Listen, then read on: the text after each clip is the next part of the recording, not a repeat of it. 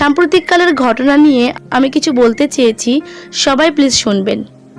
মেয়েরা রাত দখল করো, ডিপি কালো করো, মন্ত্রী তুমি পদত্যাগ করো, আইন বিচার করো, তারপর আন্দোলন, আস্ফালন, চিৎকার, ধিক্কার, উই ওয়ান্ট জাস্টিস, মোমবাতি মিছিল, এসব কতদিন চলতে পারে? 1 মাস? 1 বছর? তারপর কি রাত সুরক্ষিত? তারপর কি মন্ত্রী মনের মতো? তারপর কি সব ঠিকঠাক? আর কখনো কারোর সাথে কোনো অন্যায় হবে না? আছে গ্যারান্টি?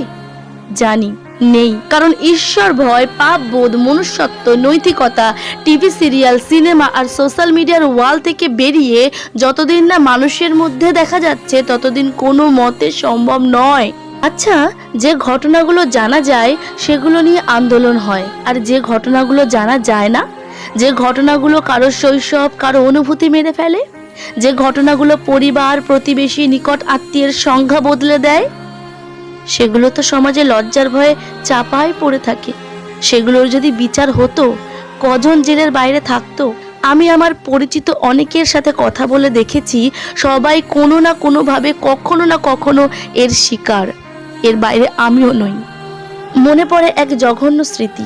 একবার হোলির দিন, তখন আমি ক্লাস 6 বা 7, সদ্য কিশোরী। স্নান করে বাড়ি আসার জন্য বালতিতে জল ভরছিলাম, কারণ আমি পাশের বাড়ির এক জেঠিমাদের বাড়িতে স্নান করতে গেছিলাম। তারপর এক দল ছেলে, যাদের আমি ছোট থেকে চিনি, কাউকে দাদা বলি, কাউকে কাকা, দল বেঁধে রং খেলতে বেরিয়েছে। বেশিরভাগেরই পাটাও টলছিল। যেহেতু স্নান হয়ে গেছে, ওদের দেখে বাথরুমে ঢুকে দরজা দিতে যাব, কিন্তু পারলাম না। ওরা তার আগেই দরজা খুলে ফেললো। 15-16 জনের মধ্যে একটা হাতও আমায় রং মাখালো না, বরং হাতগুলো হাতাহাতি করে মুচড়ে দিল আমার। যন্ত্রণায় কোঁকিয়ে উঠলাম, ঘৃণায় রাগে কেঁদে ফেললাম। না, সে কথা আমি মাকেও বলতে পারিনি।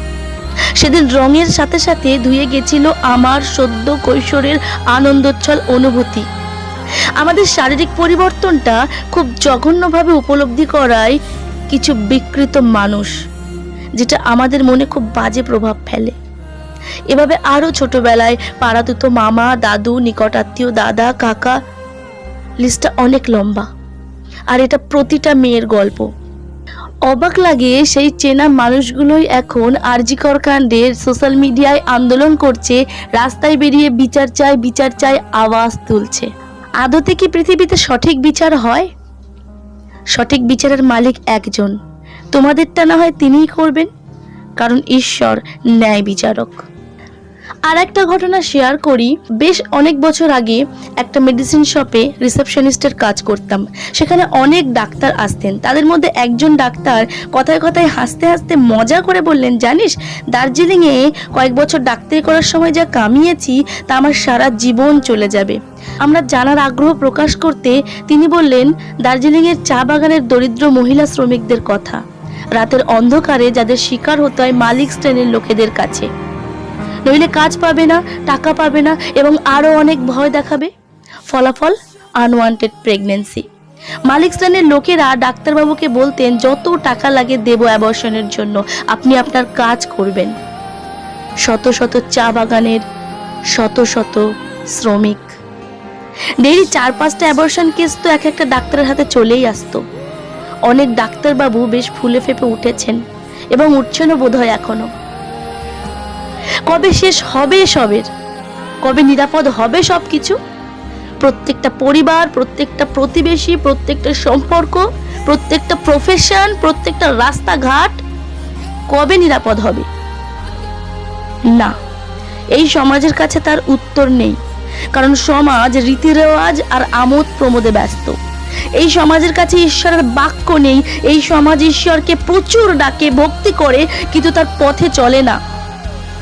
তাই তো ব্যভিচারের আত্মা, নেশার আত্মা, পরকীয়ার আত্মা, অন্যের ক্ষতি করবার আত্মা তিলে তিলে ধ্বংস করছে মানুষকে, সমাজকে, নারীকে, পুরুষকে।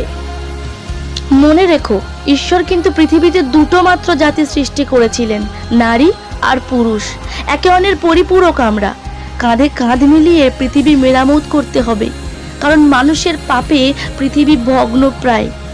তাই পুরুষতান্ত্রিক সমাজের মতো মেয়েদের ভোগ্যবস্তু ভাবা আর নারীবাদী হয়ে মেয়েরা যা ইচ্ছে তাই করব, যা ইচ্ছে তাই পরব মনোভাবকে দূরে রেখে এসো না এবার একটু শান্ত হই, এসো না একটু আত্মিকভাবে বাঁচি।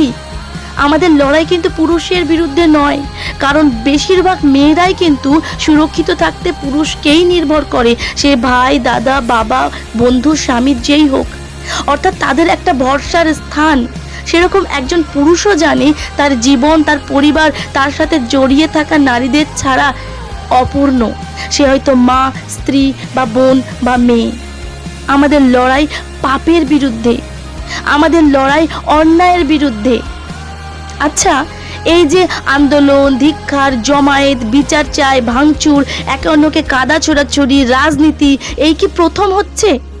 আগেও তো হয়েছে, অনেকবার হয়েছে, তারপরেও কেন এমন ঘটনা ঘটলো? আচ্ছা, এটাই কি শেষ? আর হবে না? এবারও উত্তর নেই।